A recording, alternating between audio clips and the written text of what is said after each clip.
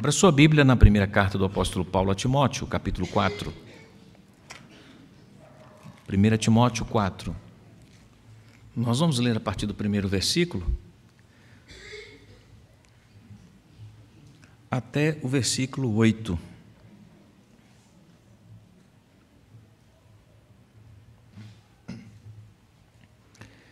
Ora, o Espírito afirma expressamente que, nos últimos tempos, alguns apostatarão da fé, por obedecerem a espíritos enganadores e a ensinos de demônios, pela hipocrisia dos que falam mentiras e que têm a consciência cauterizada, que proíbem o casamento e exigem abstinência de alimentos que Deus criou para serem recebidos com gratidão pelos que creem e conhecem a verdade.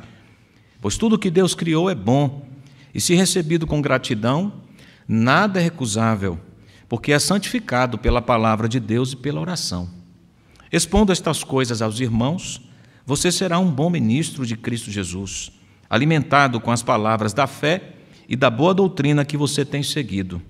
Mas rejeite as fábulas profanas e de velhas caducas. Exercite-se pessoalmente na piedade, pois o exercício físico tem algum valor, mas a piedade tem valor para tudo, porque tem a promessa da vida que agora é e da que há de vir. Até aqui, até o versículo 8. Vimos nos versículos anteriores expostos, instruídos, apresentados no sermão de domingo passado, a expressa advertência do apóstolo Paulo aqui acerca das dificuldades que a igreja do Senhor Jesus enfrentaria naquele período que ele chamou de últimos tempos, uma referência ao período entre a primeira e a segunda vinda do Senhor Jesus. E Paulo anuncia, alerta, que a igreja seria atacada pelo engano. E muitos que estariam na igreja, sem todavia abraçar genuinamente a verdade, ao serem expostos pelo ensino da mentira, seriam arrastados para longe de Deus. Isso é sempre um alerta, porque as coisas que aconteciam na igreja, os programas da igreja, os encontros, as reuniões, eram muito familiares para esse grupo. Entretanto, o conhecimento e a familiaridade eram apenas atos externos, porque do coração e verdadeiramente, esse grupo apóstata nunca conheceu genuinamente a Deus. E por causa disto, foram, são e serão fisgados pelo engano. Observe que o versículo 1 diz que eles acolheriam a espíritos enganadores e a ensino de demônios. Hoje seremos alertados acerca da postura da Igreja de Cristo diante do ataque do engano nos últimos tempos. Como é que a igreja vive, responde diante do ataque do engano? Uma resposta da igreja nos últimos tempos, diante do ataque do engano, é o contra-ataque da piedade.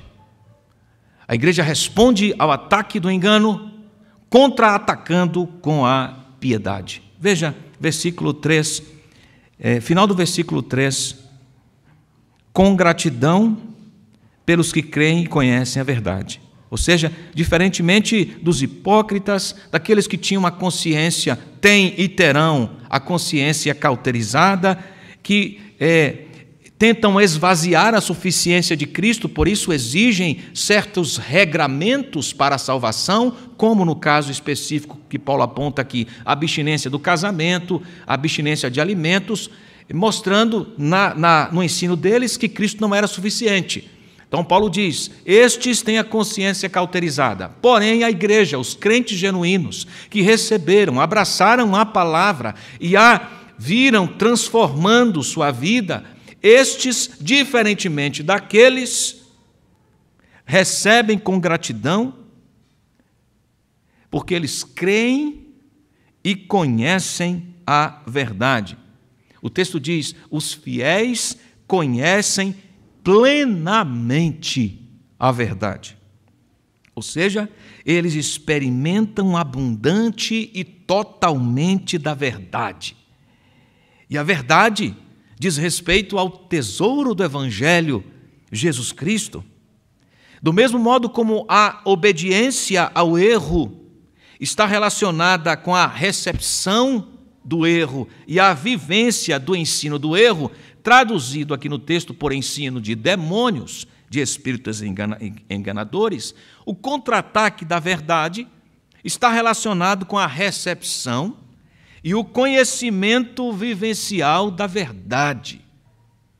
A igreja contra-ataca a mentira, ao engano, que afastará, que afastou, tem afastado e afastará tantos que estão, mas não são, estão na igreja, mas não são. A igreja genuína, os crentes genuínos, contra-atacam o engano, vivendo plenamente a verdade. Esse contra-ataque da piedade é para a proteção do rebanho e é primordial o envolvimento primário e inteiro da liderança. Nesse contra-ataque, para a proteção do rebanho de Deus mesmo contra o engano, é primordial o comprometimento da liderança com a piedade. Veja que coisa mais linda que Paulo apresenta aqui. Ao falar da piedade, veja a ênfase que ele dá a uma liderança específica. Ele diz, versículo 6, expondo estas coisas aos irmãos, você será um bom ministro de Cristo Jesus, alimentado com as palavras da fé e da boa doutrina que você tem seguido. Paulo insiste com esse tema da piedade, levantando a responsabilidade de Timóteo, que era o pastor da igreja de Éfeso, como o instrutor da verdade. Então, se você, Timóteo, transmitir estas instruções, a verdade, aos irmãos, você, Timóteo, particularmente você, será um bom ministro de Cristo Jesus, alimentado, nutrido com as verdades da fé e da boa doutrina. E não é assim mesmo? Os líderes do rebanho não podem fazer o que lhes seja conveniente, o que lhes é conveniente. Eles não podem alimentar o rebanho de Deus com algum tipo de comida que eles mesmos misturaram com ingredientes danosos à saúde da alma. Senão eles vão matar o rebanho, vão desviar o povo de Deus. Então eles precisam dar para o povo o alimento que procede de Deus, sem misturas com substâncias danosas à saúde da alma dos crentes. A tarefa do fiel supervisor, do pastor, da liderança, é transmitir fielmente as instruções do Evangelho. Esse fiel envolvimento se dá pela consciência de quem é o dono do rebanho. Veja como é que Timóteo é caracterizado aqui. Serás bom ministro de Cristo, servo de Cristo. Ou seja, o dono do rebanho é Cristo. Timóteo servia o dono do rebanho. Se você transmitir essas instruções aos irmãos, alertando a igreja, porque nos últimos tempos a igreja será atacada pelo engano, muitos que estão no meio da igreja e não são, irão embora, apostatarão da fé, mas os crentes fiéis permanecerão. Trate você, Timóteo, liderança, de instruir o povo na verdade, na piedade, porque se contra-ataca o engano com a piedade. Com a piedade. Os condutores do rebanho, fiéis àquele que os chamara, são tomados por esse senso de responsabilidade. Eles sabem, porque eles também são ovelhas. E eles precisam, como ovelhas, também serem alimentados. Eles também precisam de nutrição, porque como eles vão alimentar o rebanho se eles mesmos estão desnutridos? Tem muitos querendo, achando que podem fazer isto, que podem dar alguma coisa ao rebanho se eles mesmos não têm. Estão esgotados, exauridos, se perderam muitos deles. Mas Timóteo deveria cuidar da boa doutrina. Esse processo de envolvimento pessoal na verdade é chamado no texto de piedade. Piedade. Piedade é o resultado de ter sido alimentado com as verdades da fé, da boa doutrina, de tê-las seguido no passado e que continuamente se está envolvido na prática da verdade no presente, ontem, hoje, continuará seguindo assim. Este é o envolvimento demandado aqui. Consequentemente, porque isso acontece, alguém que se alimentou no passado continua se alimentando e seguirá se alimentando destas instruções, adquirirá a consciência madura para identificar o que deve rejeitar e o que deve abraçar. Discernimento. Discernimento. E o discernimento vem, versículo 7, por este exercício. Rejeite as fábulas profanas e de veras caducas. Exercite-se pessoalmente na piedade. Palavra para exercitar-se, o verbo exercitar aqui no texto procede de uma palavra grega que gera uma palavra em português, que nós estamos familiarizados. A palavra em português, ginásio. Ginásio. Tem a ver com a prática disciplinada de algo. No caso nosso, um lugar para a prática de uma disciplina. Me acompanhe, me acompanhe.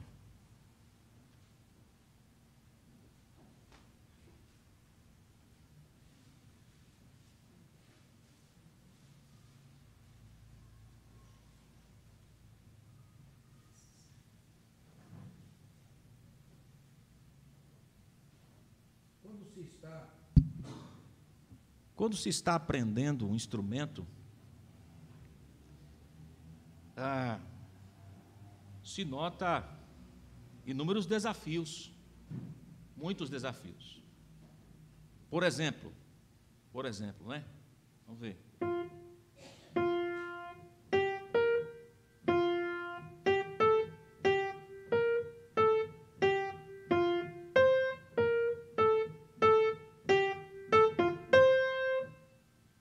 Sabe o que não é isso?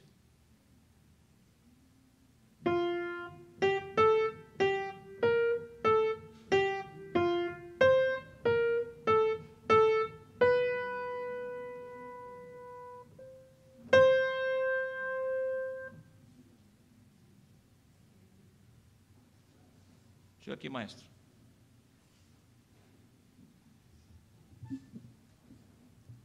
Há muitas teclas para dominar, há muita leitura. Eu fico impressionado com vocês tocando piano aqui, tendo que ler a partitura aqui, tendo que ajustar aqui a posição, enfim, dominar esse teclado. Qual foi a primeira música que você aprendeu a tocar? Primeiro acorde, faz aí o primeiro acorde. Primeiro acorde que você aprendeu. Esse foi o primeiro acorde. E a primeira musiquinha, a primeira harmonia que você aprendeu a tocar?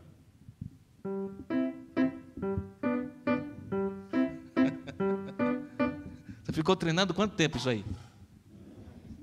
Uns meses? Faz de novo aí.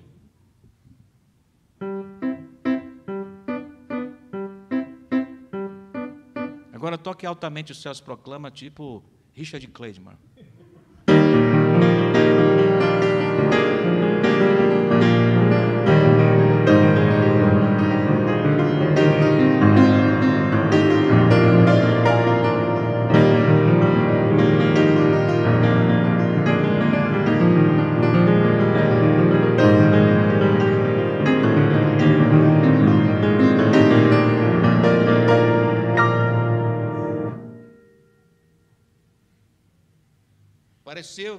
parecia comigo tocando aqui? Não é? Qual a diferença entre eu tocando e ele? Muita, né? Mas para ele tocar desse jeito, ele precisou começar. Quanto tempo você gastou para chegar assim a um nível aceitável? Uns 2 anos. 2 anos. 2 anos. Toca de novo enquanto eu volto para o púlpito.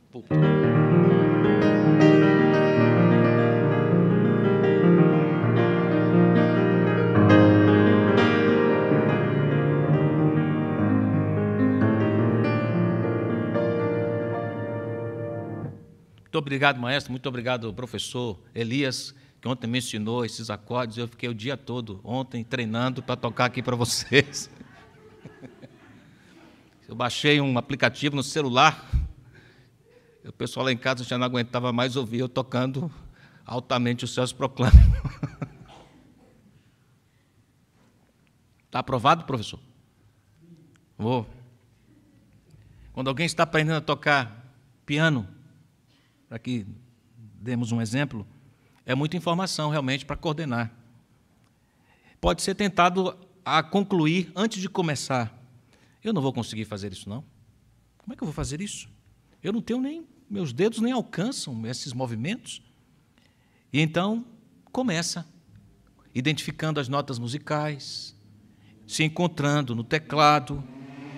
Porém, o tempo passa, com muita disciplina, treinando, aí acontece isso que acabou de acontecer. O Fábio surge. Tem muitos Fábios por aí, Elias, tem muitos por aí, que se desenvolveram pela prática, pela repetição, pela constância. Hoje, o nosso irmão senta no piano e os nossos músicos, a Vânia, Joelma, Elias, sentam no piano e realizam todos os movimentos complexos necessários com tanta naturalidade. Não é assim? Nem precisam olhar para as teclas como eu ali. Pam, pam, pam, pam, pam, pam, pam. Tudo está lá com imensa naturalidade. Por que é assim, irmãos? Pelo exercício e pela prática. É isso que Paulo está comunicando aqui no exercita-te na piedade. A palavra piedade vem da junção de 2 palavras gregas. A palavra é a junção de 2 palavras, eu e sebomaie. A palavra eusebeia, eu, que significa bom, correto, sebomaie significa adorar. Então, adorar de forma correta. Adorar de forma aceitável. Isto é a atitude do homem para com Deus. Piedade é a atitude do homem para com Deus. É Deus sendo exaltado em todos os nossos movimentos, em todos os movimentos do crente. E esta exaltação só é possível quando se permanece na partitura de Deus, na palavra. Disse Jesus: nisto é glorificado meu Pai. Nisto como? 2 pontos. Que vocês deem muito fruto, e assim se tornarão meus discípulos. João 15, versículo 8. Mas só é possível frutificar se houver permanência em Jesus. Só é possível permanecer em Jesus se há permanência na palavra, nos mandamentos de Jesus. É isso que Paulo está falando para Timóteo. Timóteo, faça da piedade o seu exercício constante, a fim de que você viva de acordo com o que Deus deseja, a fim de que a sua vida seja louvor e adoração a Deus, de modo que seja algo natural, próprio, que seja um estilo de vida muito natural. A prática da piedade leva à vida piedosa. É isto aqui. Pratique a piedade, Timóteo. Veja, abra sua Bíblia em Hebreus capítulo 5, versículo 13. Hebreus capítulo 5, versículo 13.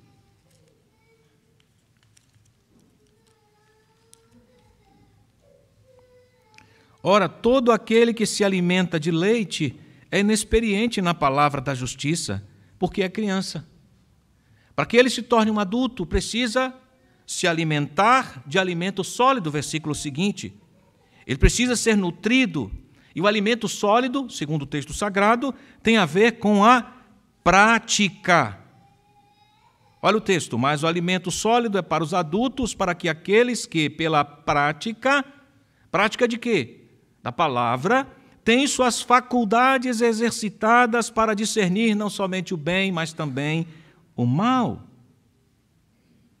Então, esse exercita-te na piedade, ou exercite-se pessoalmente na piedade, fala de disciplina constante, o tempo todo, lendo, aplicando a palavra na vida, lendo, aplicando, como alguém que está, mais do que alguém que está aprendendo um instrumento, tem que ter disciplina, porque depois aqueles movimentos que parecem tão enrijecidos serão naturais. Pega alguém que toca com muita fluidez, cordas aqui, uma guitarra, um violão, e faz cada acorde que eu não consigo fazer. E não é porque eu tenho artrose, não, é porque está tudo, não dá. Mas treino. Treino em quê? Treino na palavra. O desenvolvimento da piedade se dá no treinamento da palavra, colocando um pé à frente do outro cada dia. Um passo depois do outro, nos tornamos o tipo de pessoa que cresce, que persevera, ao invés de murcharmos, de desfalecermos e de sermos levados para longe da verdade, como é próprio dos apóstatas. O fracasso geral, meus irmãos, consiste em querermos fazer o que é correto, o que é importante, enquanto ao mesmo tempo nós não nos submetemos àquele tipo de vida que produzirá a ação que reconhecemos ser correta e a condição que desejamos gozar. Então nós queremos fazer o que é correto, mas nós não estamos muitas vezes comprometidos com determinação e disciplina a realizarmos aquilo dia a dia. E queremos então crescimento sem essa disposição e essa disciplina pessoal todo o tempo, todos os dias. Uma maneira de crescer na vida cristã é estudar e padronizar sua vida de acordo com os seguidores de Jesus, de acordo com a palavra do Senhor Jesus. Meditação da palavra todos os dias. Você não deve só ler a Bíblia quando for compartilhar alguma coisa com a sociedade interna. Olha, hoje eu vou dirigir a devocional da mocidade. Eu preciso ler a Bíblia. Não. Olha, filho, o pai diz à criança, amanhã você vai dirigir a reunião da UCP, a devocional. Você precisa ler a Bíblia. Não. Todo dia, dirigindo ou não, tem que ler a Bíblia. Tem que meditar na Bíblia. Tem que pensar na Bíblia. Você se levantou cedo, lê uma porção bíblica, tome o hábito de ficar passando na sua mente o dia todo aquilo que você leu de manhã cedo. Vá trabalhar pensando no texto. Faça colinhas. Fixe no espelho do carro, no painel, em algum lugar. Bata o olho, fique pensando no texto que você leu de manhã. No banheiro, no espelho do banheiro, onde quer que você for, espalhe a palavra de Deus de sua casa. Disciplina na palavra, instrução, meditação, leitura. Palavra. Nós não temos outro tesouro não, irmãos. O tesouro é a palavra de Deus que nós temos. O Evangelho só é revelado na palavra. O Evangelho é o nosso tesouro, Jesus Cristo. Nós precisamos dominar a palavra no sentido de conhecê-la. Mas isso se dá com leitura, meditação, ensaio, treino. Criação de santo hábito. Isso é exercício da piedade. Faça isso, Timóteo, que você terá discernimento pleno para fugir, combater o mal, o engano e alimentar o rebanho, para que o rebanho também tenha discernimento para combater o engano quando você não estiver presente. Quando as ovelhas estiverem nos seus labores diversos, você não estará lá para protegê-las. Elas precisam ser treinadas, ajudadas, para não serem conduzidas ao erro. Treino.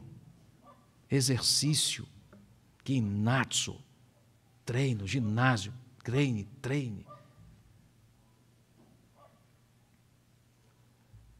Nós também aprendemos esse treinamento observando a vida de homens e mulheres fiéis ao Senhor. Pessoas que seguiram a Jesus até o final, que vivenciaram uma longa obediência perseverante. É o que faz a Escritura com Hebreus 11. O escritor aos Hebreus fala de homens e mulheres fiéis, seguidores perseverantes, que suportaram as provas e foram fiéis até o final. E no capítulo 12, os irmãos são chamados a considerarem um exemplo desses irmãos do passado. Uma boa tarefa para o nosso coração é ler a história desses homens e mulheres, ler biografias de homens e mulheres, santos de Deus, que foram fiéis. Leia biografias como, por exemplo, a de Amy Carmichael, a missionária irlandesa que foi trabalhar entre os indianos. História lindíssima, de fidelidade. A história de Hudson Taylor. A história de Jonathan Edwards. A história do próprio João Calvino. A história de homens e mulheres que foram fiéis na sua trajetória. A gente precisa ler a nossa história, irmãos. A gente precisa ler. William Wilberforce, história linda. A gente precisa tomar conhecimento, isso nutre o coração.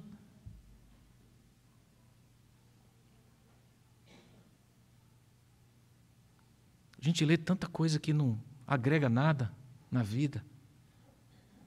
Tanta coisa que não agrega nada. Tire os seus olhos das celebridades e ponha-os nos seguidores de Jesus.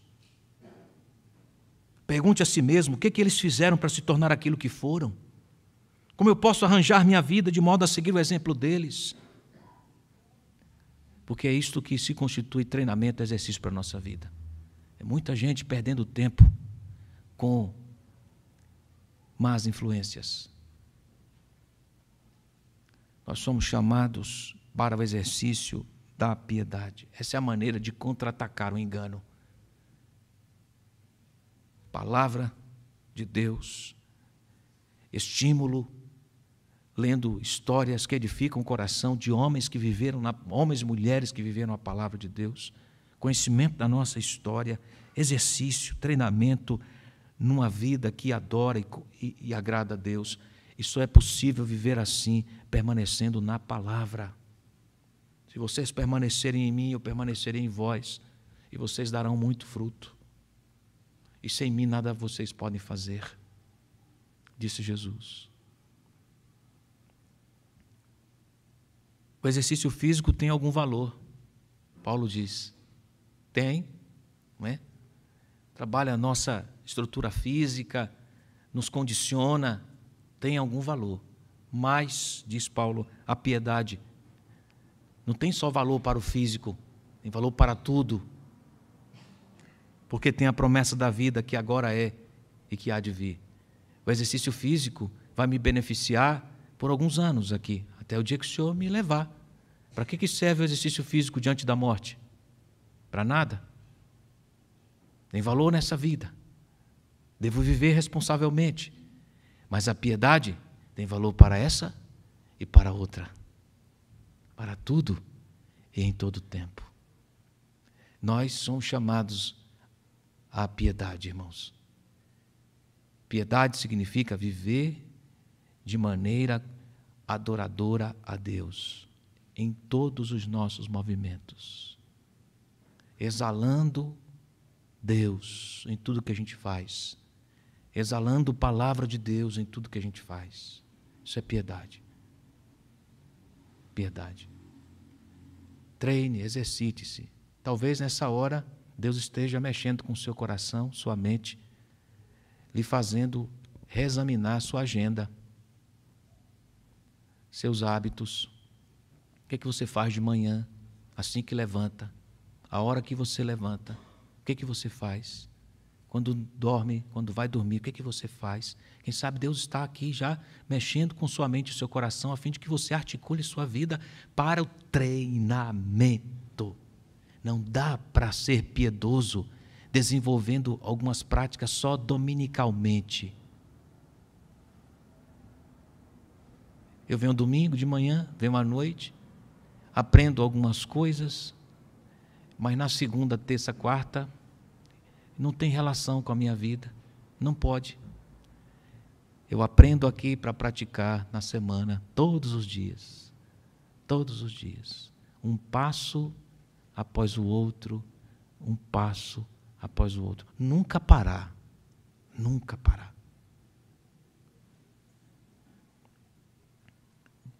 Que Deus nos abençoe e nos ajude, a fim de que a sua palavra seja vista se movendo em nós, forjando nossa musculatura espiritual, fortalecendo nossos passos, guiando nossa vida, de maneira que, quando o Senhor nos chamar, a nossa história, o nosso legado, seja de estímulo para os fiéis, para a glória do seu nome. Amém. Vamos orar nessa hora? O coral já pode vir aqui à frente, nós vamos ter o coral Betel. Ajuda-nos nesta jornada, Senhor, de exercício da piedade. Entendemos que esta é a maneira de contra-atacar ao engano, vivendo a verdade. Essa é a maneira, vivendo a verdade.